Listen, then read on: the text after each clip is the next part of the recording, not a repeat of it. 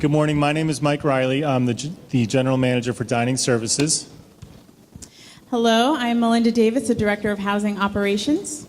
And my name is Nick Sweeten. I'm Associate Dean of Students and Director of Housing and Residential Life here at UMass Boston.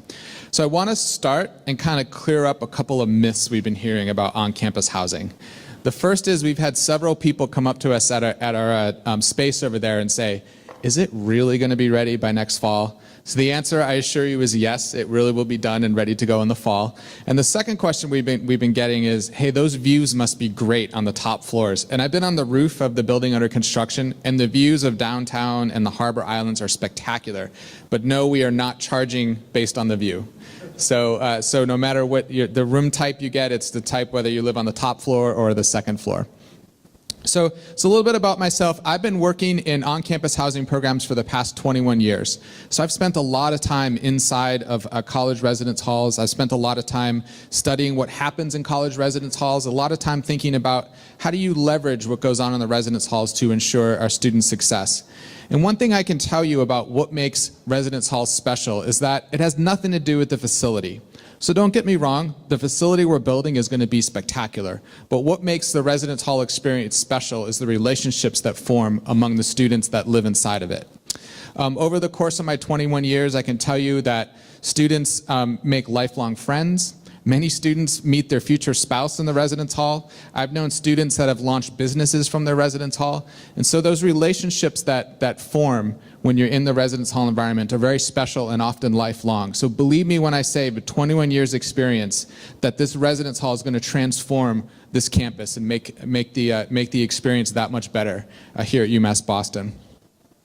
So why live in a residence hall? Why is UMass Boston building residence halls? Well, there's national studies that show that students who live in a residence hall have a higher average GPA, higher retention rates, higher graduation rates, and higher satisfaction with the student experience.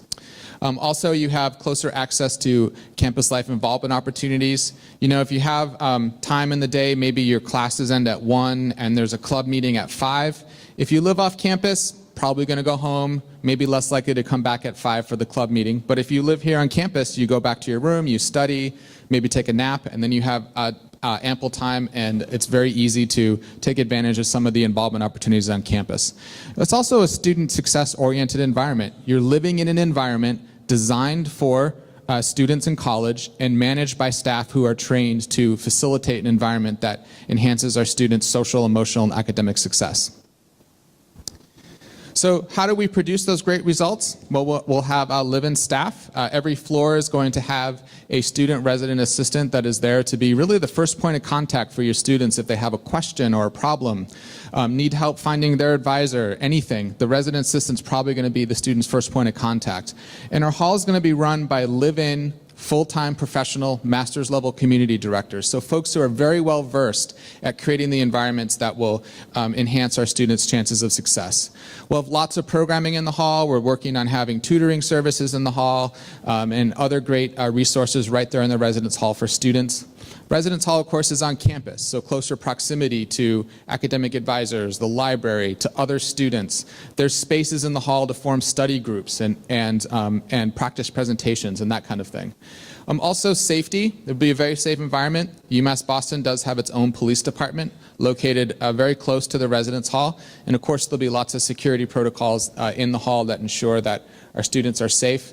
And then there's other policies and protocols that kind of help build a safety net. I like to think of living on campus as living in a semi-structured environment. So students, you're really happy to hear that we don't have curfew, we don't do bed checks. If we see you playing a video game, we're not going to ask you if you've done your homework first. But parents will be happy to know that there's a safety net. So if a student maybe makes a mistake or needs help, there's a safety net there to kind of help keep them on the right path and enhance their chances for success. So that's why UMass Boston's building residence halls. That's why I know that residence halls are going to transform the campus experience, and we're going to be providing a great experience for your students who live on campus here at UMass Boston. And with that, I'm going to pass it to my colleague Melinda Davis to talk to you about how to apply to live in the residence halls.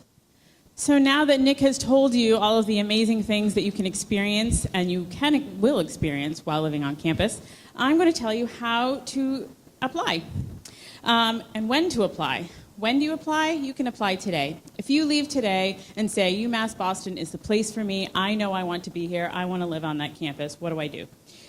Go to our website, www.umb.edu/on-campus-housing, and you can apply today. Ultimately, yes, you will need to be accepted into the university. When you're accepted into the university, my office will be notified that you've been accepted. Hopefully you will have already applied if you apply today, and then we can send you a housing contract and go on from there. So it's a very easy process. When you apply to the university and you're accepted, when you are accepted, they will tell you that at that time you'll need to make your commitment deposit to the university, and at the same time you can make your deposit for housing at the same time, which is $300. So total, you can make the deposit, one easy payment, and then you'll just work with my office to move forward from there. How do I get a roommate? On your application, you'll specify the type of room you want to be in. You'll say a little about yourself. I like to wake up early. I like to stay up late. Whatever you like to do, you can put that on your application, and then we will mix you or match you with people who request the exact same thing. Also, we have living learning communities and preferences, single gender community, and other options which are on the application. They are optional. They are not required. But if you choose that, again, we will select you with others who choose that as well. If you have friends from your school or from other schools who are also applying to UMass Boston and you want to live with them, you can put them on your application. We allow you to list several people that you may want to live with. Just make sure that they put you on their application as well, and we will do everything in our power to get you into the same bedroom. Two things to note. You need to make sure that you both request, or if there are 3 or 4 of you, that you all request the same type of room so that we can match you together. If Nick requests a double and Mike requests a triple and they request each other, well, I don't want to make that decision for them, so then we have a problem. The other thing is that Mike may request Nick, but Nick may not want to live with Mike. I'm not going to put them together. We won't do that. So there are several reasons why you may not be placed in the same room, so you want to make sure you do everything in your power to avoid any mix-up so that you can be with the people that you want to be with. How much will housing cost? That's what every parent wants to know. So first let me tell you what is included. All things that are included. Electricity, you don't need to worry about that. So heat and air conditioning is controlled in every bedroom.